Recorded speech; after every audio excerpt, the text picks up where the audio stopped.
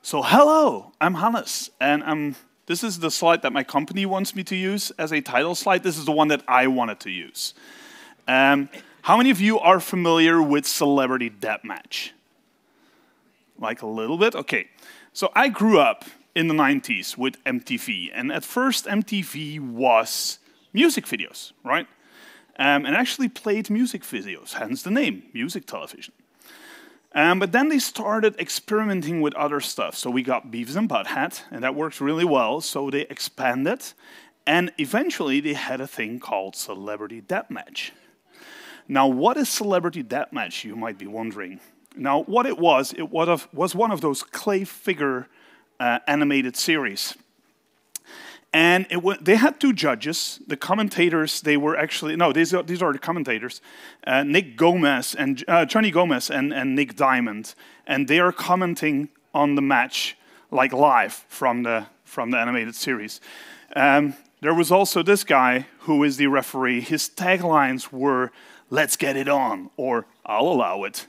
And it was celebrities fighting celebrities. It was actually actors fighting actors. So when I was thinking of like what to call this talk, I figured like actors fighting actors. That's Celebrity Deathmatch. Now, all I'm really trying to tell you is like I watched MTV when it was cool. Okay. Now down to today's business. What are we going to talk about today? I first want to talk to you a little bit about why you'd want to use actors and a little bit of history about these frameworks. And then I'll talk about some general concepts that are going to be common between the two. And then we'll actually go into some differences between them and some deciders that may help you choose one or the other. And at the end, we will wrap things up. You good with that? Cool. So, why would you want to use actors? What has changed? Now, first of all, we've seen the last decade or so, the scale of software has changed tremendously. We now have smartphones, we now have the explosion of the web, Internet of Things. Anything that you develop that has the potential to be web scale, you have to think about it a little bit differently, and you're possibly going to build high throughput systems. What also has changed is that instead of having dedicated servers and high-powered machines, we're mostly running everything on commodity hardware now, because that's what the data centers in the cloud are mostly doing, right? There's also a big evolution going on in the CPU market. Now, when I was in college, and that's a while ago, when we overclocked the Pentium 4, we could get 5 gigahertz on liquid nitrogen. Now, that number hasn't changed tremendously. Clock speed has stabilized over the years. So this is like data about microprocessors that you can buy, like commercial grade stuff. So, like frequency, clock frequency has really stabilized. Now, what is also tapering off is single thread performance. It's still increasing, but not by that much. So the only line on this graph that is actually giving us hope is the number of cores. Because when I was in college, buying a Pentium 3 or a Pentium 4 with a single core as a desktop machine, that was a very normal thing to do. Now, who of you have more than 6 cores in your pocket right now? Probably all of you, okay? So this is the one number that is evolving in a direction that we could do something with as programmers to keep up with that high-scale software. But running stuff on multiple cores also comes with a problem. Because there is a Mr. called Amdahl who thought about how much we can speed up workloads by throwing more resources or more CPUs at the problem. And we can theoretically speed it up in function of how much of the code we can run in parallel. There's always a little bit of your code that is going to need to run in series. And that little bit of code is going to block how far you can actually scale your problem by throwing more processors at it.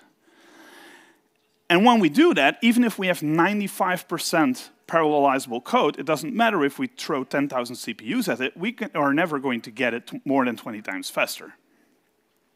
So if we really want to take advantage of multi-core systems, we're going to need much higher degrees of parallelization than 95 or even 99%. we're going to need to get it way up there. Because the mythical linear scaling, let's throw more machines at the problem that we're solving, that can only be achieved if we can highly parallelize the stuff that we're doing.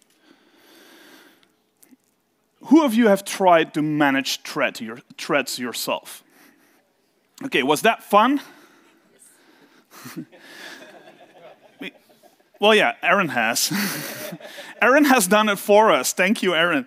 Now, what happens with threads is there is always a little bit of shared state that you're going to want to access from different pieces of your code. And as soon as you have shared state, you might get race conditions. And if you get race conditions, you're going to need to solve them, which means you will introduce blocking calls. You will block the resource when you are accessing it from a single thread, which means the other threads need to wait. But by blocking it, you're also introducing a little bit of serialized code, because all the other threads have to wait for this code to complete on the other thread. You might also introduce deadlocks. And then we're not even talking about how hard it is to keep a thread pool busy at all times by running useful stuff, right? And that is the stuff that we don't really want to do ourselves. It's very hard to do. And there were some ideas that really helped solve this, and that is the promise that all of these actor frameworks or actor model implementations are really giving us. They're promising us as programmers a single-threaded programming model, so we don't have to worry about all the blocking. And they promise us a very high degree of parallelization in the runtime code. And they're promising us that we can scale out really easily, right? So that we can build low latency, highly resilient systems. So that's a promise that they made us. So let's get into the history of where this all came from. Now, it was all thought of in the 1970s when Carl Hewitt and Peter Bishop and so on, they got and wrote a research paper in theory, of course, because they didn't have the hardware to do this. They wrote a research paper about how they could model software in a way that it behaved as physics so that they could use it to model artificial intelligence. Now, this was highly theoretical. But they were already thinking, like, how can we scale software to many independent microprocessors? And these ideas got refined by a number of computer researchers, like a lot of the stuff that we use today. I don't know what it is. Either they had better drugs or they were less distracted by social media. I don't know why, but like all the stuff that we are using today was invented in the 70s and 80s. And then the first implementation came, and it came from Ericsson, not a Norwegian company, a Swedish company. I'll be in Sweden tomorrow afternoon. But from the Nordics. Who remembers Ericsson? They're still highly active in the telco market. They don't make phones anymore, do they? My first cell phone was an Ericsson phone. Now, what they did is they had this telco system, the AXT301, that they wanted to build, and they were actually thinking about how can we make our phone systems more resilient. That was their prime reason for doing this, because the way that telcos make money, or made money at least, is every phone connection that was established, that meant that they could bill a customer, and every minute that it kept on, they could bill them more. So every bit of downtime where you're not able to make connections, that is losing money. So they really thought about this, and they saw these ideas from the actor models, and they figured, like, this is something we can use. We are going to implement it, but they didn't have a programming language that did it, so they invented Erlang. Now, rumor has it that it is called after Ericsson language. It's actually called after a Danish computer researcher called Erlang. But they did it, and they wrote 2 million lines of code, of which I think about 800,000 were in Erlang. The rest was C++ or C. And they managed to build a system that could achieve 9 nines of uptime. Now, to put that into perspective, 9 nines of uptime is 31 milliseconds of downtime a year, right? Who has that uptime on their system? Well, not me. But at least this is massively impressive, and they had to invent a programming language to make it happen. This was the 1980s. Now, we have gotten actor models on the .NET ecosystem around 2015. First of all, we got Orleans. Orleans was invented in the extreme computing group at Microsoft. It's at Microsoft Research. Rumor had it that this was built for Halo 4. It went the other way around. They had already had it floating around, and they used it for the backend of Halo 4. But for online gaming systems, very important that your backend can keep up on release day, so they needed something they could scale up in their Xbox Live and Azure data centers. And they had the hardware, they just needed a programming model that allowed them to do this. So they used the thing from Microsoft Research and they built it on Orleans. Now, Orleans is a virtual actor model, which means that they add a couple of abstractions on top of what actors are. But it's still highly available. It's very easy to distribute across machines. And it's really aimed at cloud scenarios because it comes from Microsoft and they were looking at Azure. Now, the other framework that we're talking about is Akka.net. And Akka was, maybe Aaron can come up and tell this part. The way that I remember it, Aaron was working on this and Roger was working on something called Pigeon. And they learned about each other's efforts and they combined some of the parts together.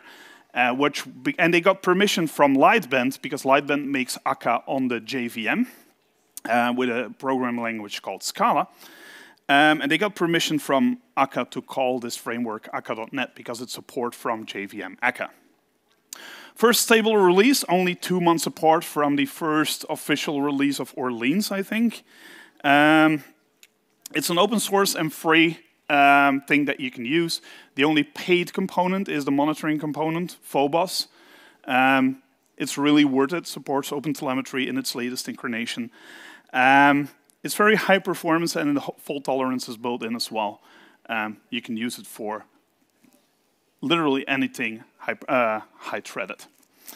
So, general concepts. When we talk about these actor models, I'm going to talk about some general stuff that is going on in these two frameworks. So, first of all, in Orleans we call them grains, in Akka we call them actors. But what they are, in essence, is an object. And that object holds its own state. The state is internal. Now that sounds fancy, it means it has fields, right? As a programmer, just have a class with fields. Now the behavior also sounds fancy. It's a word for functions and code, which you can also write inside your class. Now where it gets interesting is they have an inbox where you can send messages, and all these messages get processed in order on a single thread, which means that within the scope of your class, you don't have to worry about locking or about being thread safe, because there's only a single message being processed at a time. And that is very powerful. It makes this highly threaded system very easy to program because we don't need to worry about the locking. So they're processed one by one in order, and this guaranteed single-threadedness is what we love. Now a little bit more about messages. The messages in both of these systems are simple CLR objects. So nothing fancy about them. They don't need base classes. If they go across nodes, from one node to the other, they're definitely serialized and deserialized. So think about that. In theory, you could play with the message contents if it's passed around on the same node in Akka. Don't do it, just design them for immutability. It'll make your life so much easier, right? Just assume that as soon as you have created and dispatched a message, then it's gone. It's out of your scope. It might cross a node boundary, and then you have no control over it anyway. So, to orchestrate all of this, we need some kind of system, and that is the system that does the heavy lifting for us. It is the stuff that we already established that we don't want to write, all the thread scheduling and all the messaging and that sort of stuff. And that is what the actor system or the silo on our lean side take care of. And you have all these actors living inside the actor system. Now, what do these actor systems do? They control the actor lifecycle. They spin up the objects for you. They control their lifetime. If necessary, they take them down. If they crash, they get spun up again. All that sort of stuff, it can be done by the actor system. It also controls the messaging and the thread scheduling. So all the messages and the inboxes and the scheduling is managed by the system as well. There's also timers that you can use on both sides, because sometimes you want to send scheduled messages to actors, so that is also controlled by the actor system. And there's even an event bus where you can do pub-sub messaging between actors as well. It's probably not as powerful. If you're thinking Azure Service Bus, it's probably not that powerful, but you can subscribe to certain message types from other actors. Now that's the actor system. These actor systems or silos, they can work together to form a cluster, and that's where it's getting interesting. If we spin up a lot of these and run them on different nodes in Kubernetes or on something else, you can let them work together as one big system, and that is where that linear scale-out is going to come from. By throwing more nodes at our system, we can actually increase the throughput of the entire thing. So we let them work together, and we are probably going to distribute our actors across all the nodes in the system. And when a node goes down, you can recreate those actors on another node and continue, so you build in some resiliency as well. And this will enable our scale-out of a bigger actor system, because we cluster everything together. So that's roughly stuff that is true for both of these frameworks. Now we're going to talk about what separates the two. And you are going to be the judge. I am going to try and take my preference and my opinion out of this. So I'm going to present you with a couple of differences between the two frameworks. This QR code will come back on every slide where you have to vote. And you're going to vote. So I don't know which framework is going to win. In London, it was a tie, but I've removed the question. So now one of them has to win, right? So here we go. There's 8 rounds. So when you know that we make it to 8, you know that this talk is over. So writing your actors. I first want to talk about the programming model that is being used and how the code that you will be writing will look like. In Akka.net, I will swap which framework I take first, so I will not be opinionated in that way either. So there's always a base class. In this case, I've used the receive actor. It is the one that will feel most comfortable to object-oriented developers, because we get strongly typed message handlers that we can register. We can take constructor parameters. Later we will see where we actually set these, but they are passed when we create the instance of the actor. So if your actor has some kind of ID that you want to pass in, you can just do it through the constructor. This is how you register message handlers. So every complete round message that is going to come in to the inbox of this actor is going to be dispatched to the method below. Now, for the messages, you can use whatever works in the CLR. So you can use records, you can use classes. It doesn't need a base class. Like, all of this is just fine, and it'll work. Now, your code is literally just going to be down there. If you want to reply to the sender, you can just do something like this, but you don't have to. In Akka, when something comes into your inbox, it is a one-way operation. You receive the message, and you do with it whatever you want. But the sender property is available, so if you want to respond to the person or the actor that sent you this message, you can reply to it in this way. That's what our actors look like in Akka. In Orleans, it looks a little bit different, but quite similar. We also have a base class and a base interface. In Orleans, all your grains have to have some kind of key to identify them. So if you have a grain with a GUID key, this is the base interface that you should be implement, and you should always make an interface for your grains. Akka doesn't require you to do that. And all the methods that you are going to call on your actor you should define them in an async way. Why do you do them async? Because this is one of the advantages and disadvantages of the virtual actor model. You're abstracting away the fact that you're sending a message and getting a reply. It still happens behind the scenes, but it looks like an async method that you can call on the proxy to talk to your grain. If you then build your grain, you just implement the methods, and the only thing that is different about the messages is that you have to have some kind of serializable interfaces that are implemented. So if you add the generate serializer attributes on them, you'll be fine. All right? And this round completed content and the complete round content, you can use them in the async signature of the method that you're going to call on your interface. So what happens if you do this in Orleans is you use the interface to ask with the GUID key to ask for an instance of your grain, and the system will create it on one of the nodes, and you can call the async methods on the proxy, and behind the scenes it will send a message and send a message back, but it will look like async to your consumer. So your code is going to do there, and instead of sending a message back, you're just returning a task. It's potato, potato, right? These two programming models, while very similar, are different, and you probably have a preference to which one you liked best. So let's see what happens.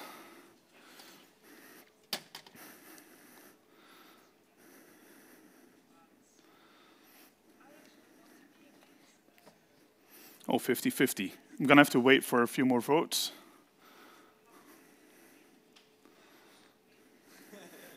Are you voting, Aaron? You're scared, aren't you? In the United States, we believe in the anonymous vote. You could vote for Orleans. Okay, I think probably most people voted. It's really close, and I think the reason it's really close because the two programming models are not all that different. It's just the one that you get used to. But point for Akka, so I'm noting that down. When we've made our actors, we're going to want to send messages to them and instantiate our actors on the actor systems or silos. So when we're going to do that, it goes in two different ways. In Orleans, you get a grain factory. It's an interface. You can actually inject this into your, you can register it in your DI container and inject it into whatever you are using, let's say an ASP.NET controller, and the factory will be able to instantiate your grain based on the interface, and it will automatically select which node it goes on. And then we just call the methods on the interface, and they're async, so we just await them and we get results back. And all of it is abstracted for us in this way. So that is literally all you need to do to create an actor and to send it a message, except the messages are in that async method. In Akka.NET, that is a little bit different. In Akka.NET, this is a little bit different. Remember that we saw that constructor a couple of slides back. If we want to pass parameters into a constructor, we have to use something called props. And I think the best way to explain props is this is a constructor pointer. So you can use props to define which constructor needs to be called with which parameters. And this takes a params array of object that will translate to your constructor parameters on your actor. So we can pass the ID in it this way. And then we tell the actor system to create the actor for us, actor off.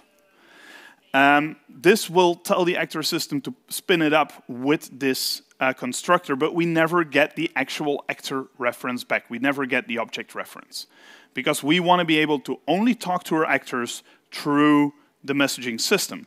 So the iActorref that we get back is basically a small proxy that allows us to talk to our actor, much like the grain that we got in the previous slide. And then we use the tell method to send it a message.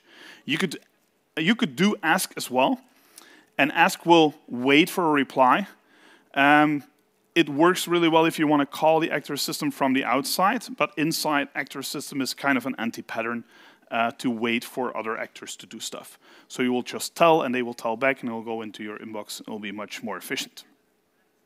So the ask is down there. But you have two messaging patterns, one where you fire and forget, and one where you wait for the reply.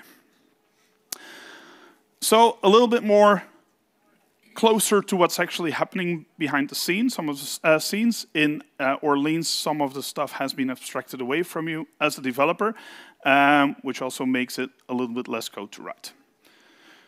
So, which do you prefer?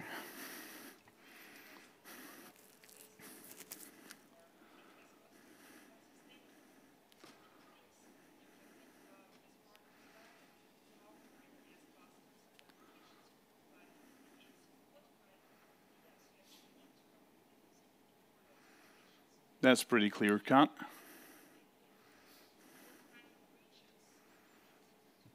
Hasn't the dependency injection for Akka changed in 1.5? It has. It has. That's true. It has changed. It has become a first-class citizen where it was a weird add-on. Can I call it a weird add-on, Aaron? Yeah. It used to be a weird add-on. He's weird too. It used to be a weird add-on. It has changed, but it's mainly changed inside of actors, right? When you're calling it from the outside, the prop system hasn't really disappeared, did it? It's your talk. It's my talk? So it has gotten better though. 84%, so it's 1-1 now. That's good. Topology and clusters. I think to me, this is probably where the two will differ the most. And it also has an effect on how exceptions are caught, and that is going to come as the next round. Now, in Akka.net, actors are organized in a tree structure. You get 3 actors out of the box: the root, the user, system actor. Underneath the system actor, all the stuff that the actor system does lives underneath there. The ones that you create in user space live under the user actor. So the one that we created in the previous round was a top level actor because it was created on the actor system, but actors can spawn children, and their children can spawn grandchildren and so on. And your position in this hierarchy defines your address. And that address has to be unique. Now this all becomes relevant in the next round, but this is organized in this way. So if we create a top level actor, we do it with the props on the actor system. Now, inside an actor system, we can do context actor off also with props, and that will create a child. So you have control over how that hierarchy organizes. And that is one of the things that is going to help you to get your system up to the level where you want it to be. Now, inside a cluster, we have all these nodes, and they're basically all independent trees, and they work together. So every node is kind of an independent actor system, but they all work together and they can all talk to each other, and actor references can be passed around through the whole system and still work if they get serialized and deserialized. And for the sharding, you basically have a lot of control over how your actors are distributed across the nodes. You can either write something yourself, or you can rely on the Akka cluster sharding package, which will allow you to define shard envelopes to distribute your actors across all of the nodes. Or you can use routers to make something yourself that pushes all of the actors onto the nodes where you want them to be.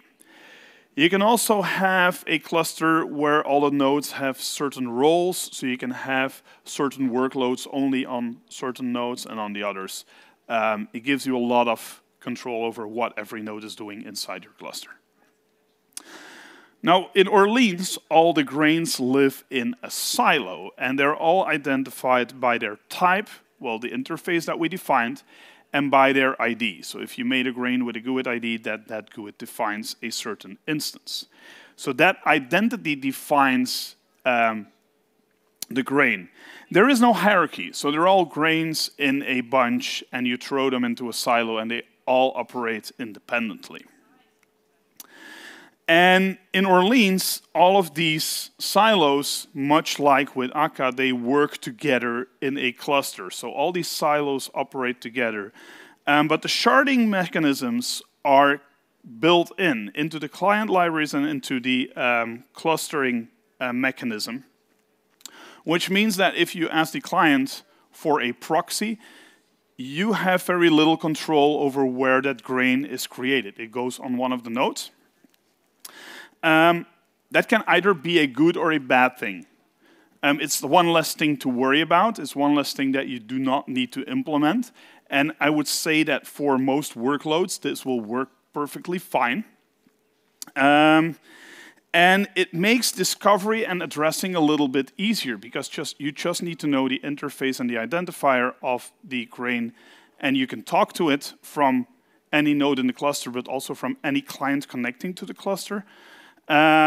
Whereas on Akka, you would have to figure out the iActorref, or you would have to use an actor selection to, or the shard envelope to talk to the actor that you want to talk to. So which structure do you prefer more?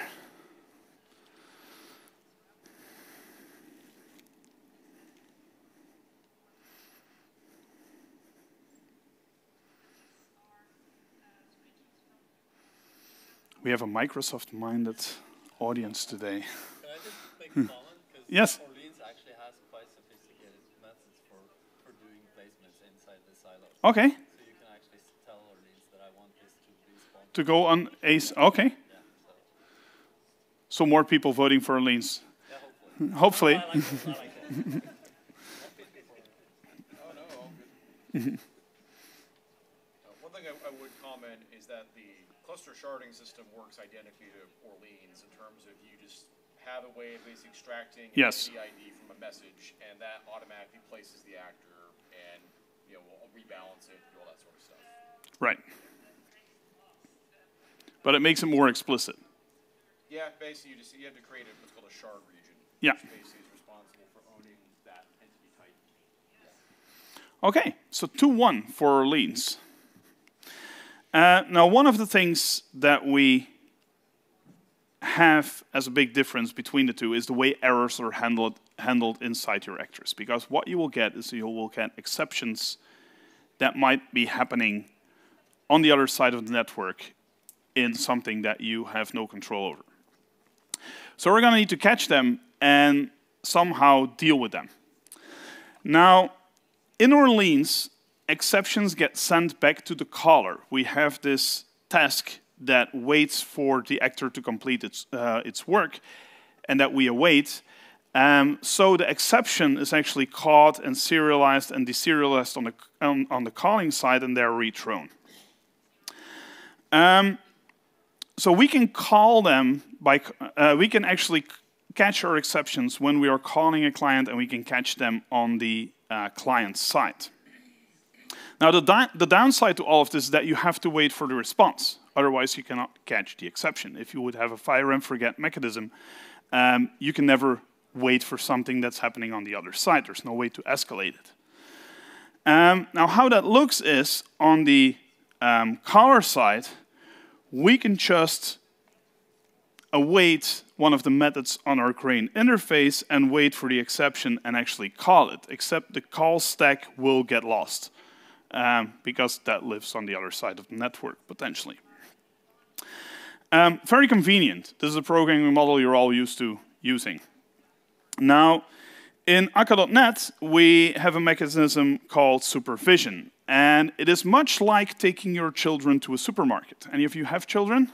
Sure you do. If you take them to the supermarket, who is responsible? You as a parent, right? And because you as a parent are responsible, you are responsible when they fuck up. And that is very much how it goes with actors. every exception that is uncaught in an actor gets escalated to the parent actor. And that actor can take a decision on what needs to happen.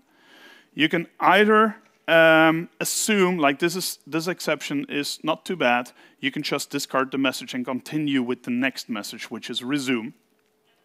You can kill off the entire actor. Don't do that to your kids. But you can kill it off and delete the inbox, which is a stop directive that you give.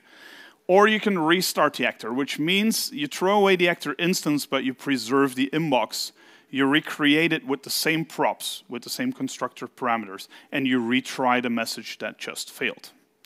And you can either apply that to the one failing actor or to all of your children. The latter is very convenient when you've cut up a huge workload into small pieces and the whole workload gets invalidated by one of the actors failing. You might want to stop processing altogether and apply it to all of them. The way that you do that in code is on the parent actor, you override the supervisor strategy method. And that is going to inspect the exception. So this applies to only the failing child. You can inspect the exception and see what it is. If it's something fatal, you can return stop. If it's transient, you can try and restart, that sort of stuff. You can also escalate to the parent, so to the grandparent in this case, if you don't know what to do, and then the supervisor strategy will get triggered on that as well. So this allows you to build self-healing systems. If exceptions get caught and they get handled in their parents, you can basically deal with everything without your entire system failing. You can keep some actors running while some fail and get recreated and all that sort of stuff. The only problem is that from the caller side, you don't see any of this happening. This happens inside the actor systems that are running. Right? So two types of error handling. Orleans, where it gets escalated back to the caller and you can catch the exception there and deal with it as if it happens in the same scope.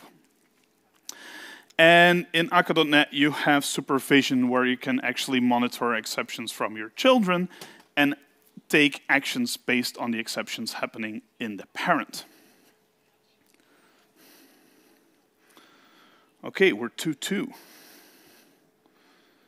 Cool. And the next thing is clients. Because once your cluster is up and running, you're going to want to talk to it. You're going to want to talk to the actors or grains that are in it. You will have the system where you want to communicate and send messages to your actors and see what happens. Now, in Akka.net, actor systems can talk to each other. So if you want to build a client, what you will actually do is you will spin up a small actor system in your client, create actors in that, and they can talk over Akka.remote or Akka.cluster to all of the other nodes in the system. So if you're running a cluster, your client is actually going to join that cluster. If you're using Akka.remote, it's actually going to set up a communication socket with that remote actor system so that you can send messages to it. It may seem cumbersome, but like making a small client actor system that has some proxies in it is not all that bad. But this is something that you have to do, and the way that you talk to remote actors, you can only do that from another actor system. Now in Orleans, there is a dedicated client library. A client library that has a grain factory that generates proxies that can talk to a remote cluster, right? So a lot of that is abstracted away from you, and the proxies will actually contact the right silo and the right grain for you. And all you need to do is register that client library in the right way in your code.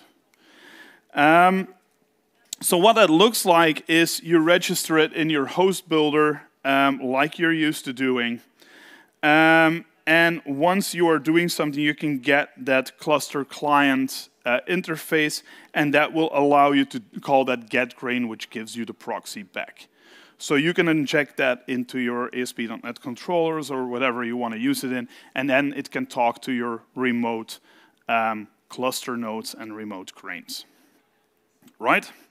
So creating client actor systems versus having a full-fledged client library that can talk to the cluster from the outside.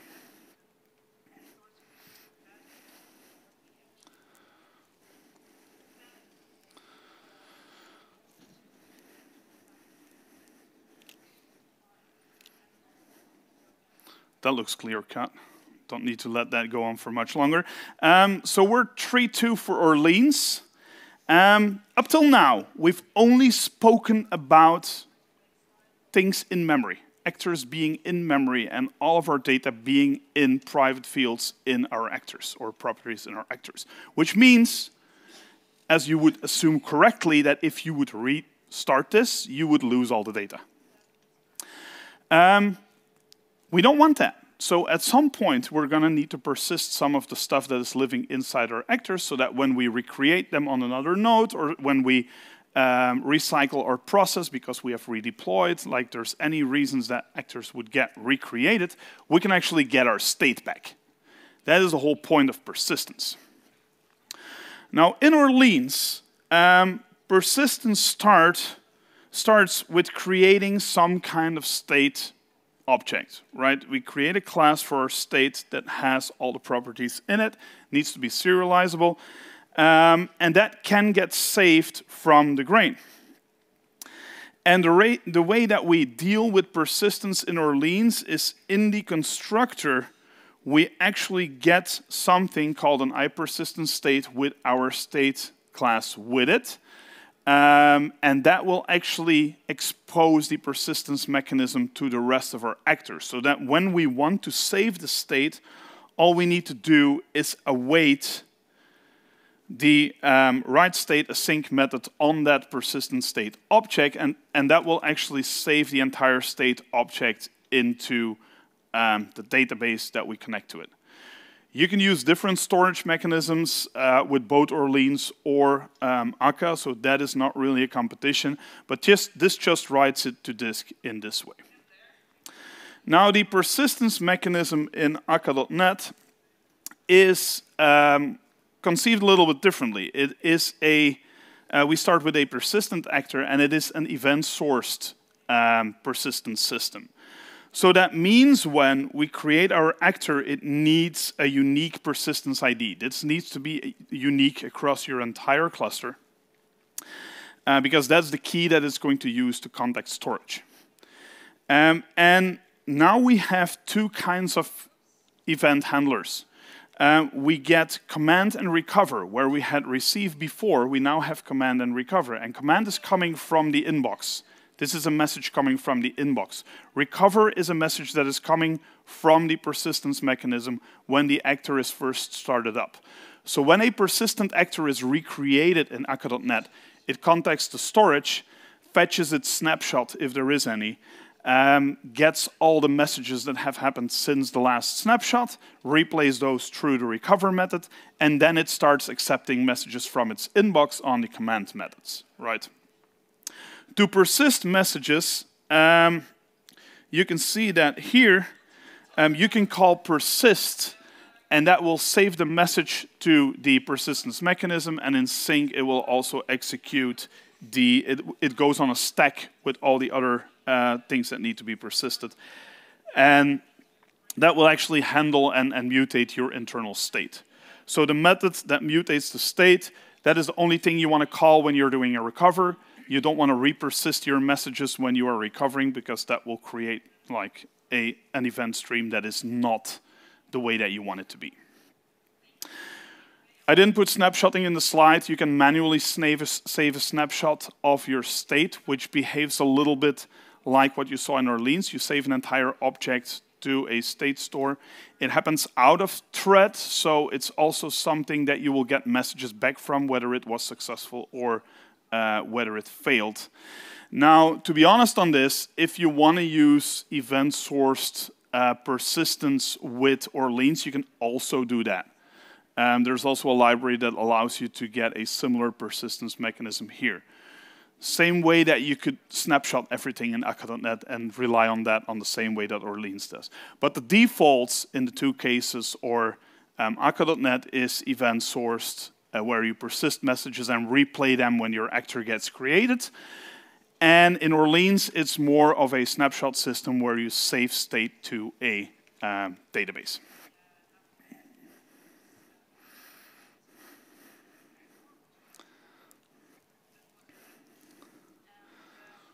I'm going to let this go on for a little bit. Now for the next chapter, the next round, I removed one of the votes, and that is the next round, because this is also something that changed in the latest versions of Akka.net. But I wanted to leave it in just to mock it a little bit. Oh, fuck. How far were we? Okay, so we're even again? With 2 rounds to go? My God. So 3-3. Now, configuration. And this used to be horrible. This actually didn't come from Aaron, so he cannot take credit for this monstrosity. It came from Lightbend on the JVM. It's a very beautiful cascaded configuration system that uses a different file format, just what we needed. It looks like JSON, but it's not. It stands for Human Optimized Configuration Object Notation. And obviously, you don't get IntelliSense for it. That was the way that we used to configure actor systems in Akka.net. So all your clustering, persistence, remoting, all that stuff went into config files like this. Luckily, the documentation on the website is really good, but it's still a pain in the ass to deal with. Now, Orleans has this nice host builder thing where we can just configure it like we are used to with most .NET applications. Now, I think that Aaron saw the previous version of this talk, and he went like, okay, we need a host builder too. So now they actually have the same thing, so we're not voting, this is a tie, okay? And then there is one last elephant in the room, and for those of you who have watched Twitter last week, oh yeah, I'm gonna go into it full on. This is a benchmark I ran on my laptop, and of course this is biased and broken. What I did is I tried to dispatch as many messages per second to actors as I could, but the reason that this is skewed is that Orleans serializes all of the messages, and as long as you stay on the same node, Akka.net does not. It just passes around an object reference, which makes for the big skew in the top metric, right? In the bottom metric, you can see that memory usage for Akka.net was slightly better, and it took a little bit less long to create all of the actors or grains. But none of these are going to actually have a huge impact on how your performance is going to be in production, right? Now, the point that I want to make with this slide, and why I think it is important that we have this anyway, if you're interested in squeezing every little bit of performance out of an actor system, the fact that you have the possibility to pass around object references between actors on the same node, you have control over your actor hierarchies, which is something that you often do when you build Akka.net systems, is you take in messages on one actor and you pass them around between your children. That is a bunch of performance that you can win because you're not dealing with virtual addressing between actors, and you don't have to serialize and deserialize your messages all the time. In reality, that is not going to be the biggest thing if you start building it, because what you're getting is a programming model that will allow you to max out multi-core CPUs really easily on machines. And that is the most important part of most of this. Now, if you want to squeeze out the last bit of performance, I think Akka.net gives you a little bit more tools to do that than Orleans does. Whether that matters, I don't think it will for many applications, right? You can use both of these, and I don't think there is a system that I could build with one that I couldn't build with the other. But I still declare this the win of this round. No voting. No, it's faster. I mean, you can squeeze more performance out of it. So there's no voting. But it is a, okay. That's what she said. Now, this does not matter as much as you might think it does. Both of these are very, very fast and resilient programming models to use. So this is not going to be the first decider, I hope, for the one that you choose. Now let's wrap things up. We've got 10 minutes, so that's good. We'll have a little bit of time for questions. So today's winner is Akka.net with 4 points. Now, you may have felt this in the talk. I tried to take my bias out of it as much as I could, but I've worked way more with Akka than I did with Orleans. So you can vote now whether I have been successful in keeping my bias out of this talk. I hope it wasn't too noticeable. I hope that I gave you a fair comparison between the two and that you have a little bit of a grasp on what the differences are between using a virtual actor model where a lot of the messaging gets abstracted away and you get distribution out of the box. You get a lot of good defaults. My take, okay, so only one person really hated my bias on this. Cool. Now, my take on most of this is with Akka.net, you get full control over everything, but it also means that sometimes you have to do more work as well. Your messaging is more explicit in your code. You're actually explicitly sending messages whenever something goes to another actor. It's not a function call. You get a tell or an ask, and you see that you're sending something. And you might get better performance, especially when you stay on the same node. Now, Orleans is a very opinionated implementation of a virtual actor model, which gives you a whole bunch of useful defaults, stuff that you can get up to speed with really well.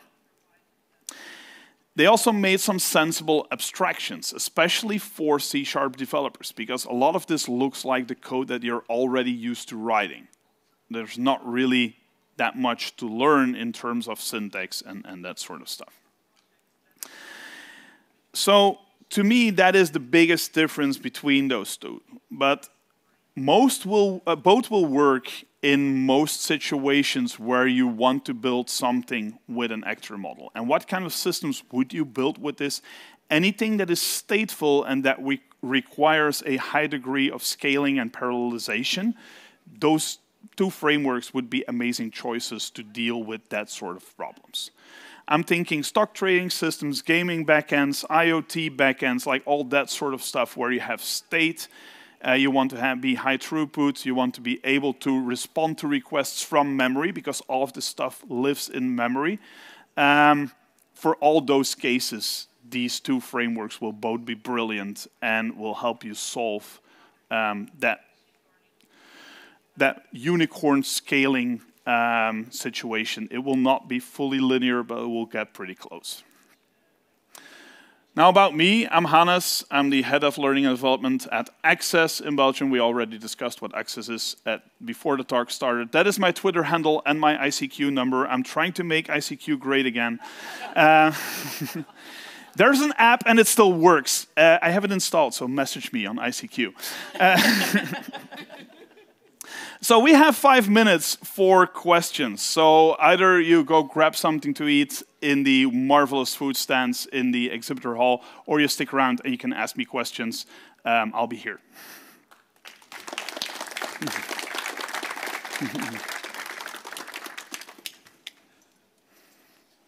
talked about licensing in one of the first slides. Licensing, yes. Yeah.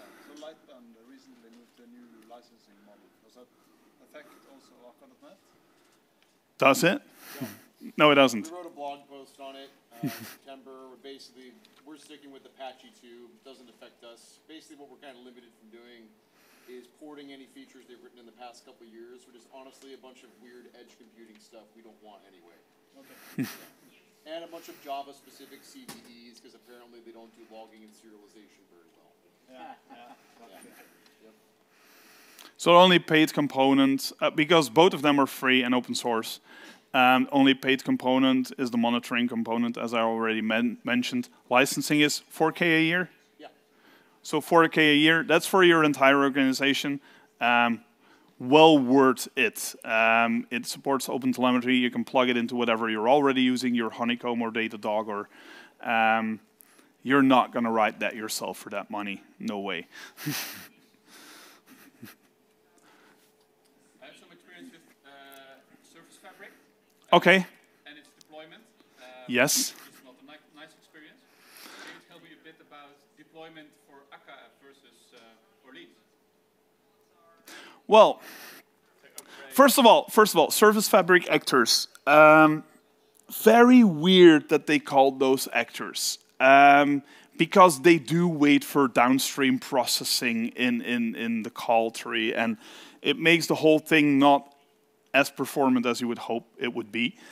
Deployment of this, it ships. You can run both of these inside .NET processes. So you basically build either an ASP.NET or a console application, and all of this will run into that, and you deploy it into whatever you want to do. So you could put them in Docker containers, run them in Kubernetes, or you can just ship the XAs and run them on bare metal hardware if you want. It basically runs wherever .NET does, I would say. Now, the thing is, the difference between them, but also there they grow a lot closer together in the latest release of Akka.NET, is how clusters discover each other. In the past, we needed a node in Akka.NET that all of the cluster nodes could connect to so that they could discover each other. That has been done away with to move towards a system that is very similar to the way that cluster nodes discover each other in Orleans as well. So the deployment for these two, pretty similar, I would say. I think it's probably easier if you want to have an in-process actor system to just have a console application that maximizes the threads of the hardware that you have at your disposal. That's probably a little bit easier to do with Akka than with Orleans. Because then you would need to, in Orleans, you would need to spin up a single node cluster because it's always working in a cluster mechanism. You could do a local host single node cluster, but it will still spin up some networking stuff. Is that correct? Not really. Not really? Okay. The hosting model for Orleans, you can host it within the same host as ASP.NET. Okay. It's not going to use networking. So Oh, it's not going to use networking? Okay. you don't have to use networking. We don't have to. Okay, so I was wrong. So it's completely the same then. Yeah, it's very similar. It's really nice. Okay. How is upgrading in a live cluster? You have new focus or change focus? Interesting question. Because obviously these cluster nodes will spin up the nodes by the contract that they know and the implementation that they know. Was that for Orleans or Akka.NET? Both. I'm actually speaking in this room next in 15 minutes, and I'll talk about how you handle that in Akka.NET there. Yeah. Okay, why not, right? No, but you have the floor. Well, that's always. Excuse me. The benchmark code, is that available? Because I'm a little bit biased towards Orleans because I have actually contributed a little bit to it. Okay. And it seems like there are a couple of concepts that you're not talking about, like the status workers and the placement stuff, that would increase the performance of an Orleans cluster. Okay. Also, the serialization in the newest version of Orleans, it's absolutely fantastic, and it outperforms like Google Protocol Okay. and stuff like that. So Wait, I can. It was on my previous laptop. I'm not sure. I probably committed it somewhere. But yeah, If you want, we can talk about it afterwards. Cool. Okay. Do you think the actor model could be used for tasks that do not require massive scaling? For example, industrial automation, where you just need the concurrency and the... Sure. Sure. So the question was like, should we use this for tasks that do not need massive scaling? Definitely. I've used it to use... I've built load testing tools for APIs with it because it's really easy to spin up a bunch of actors in a process and let all of them do independent API calls. You can build whatever. If you just want to be able to respond to stuff in memory and you want to spin up actors to be able to do that, you could use it for that as well.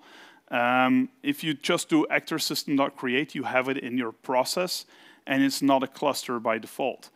So you can use these two to just do multi-threaded stuff in a single process as well and make that easier for you.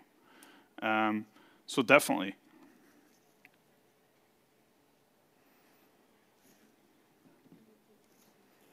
Okay, and my time is up, so.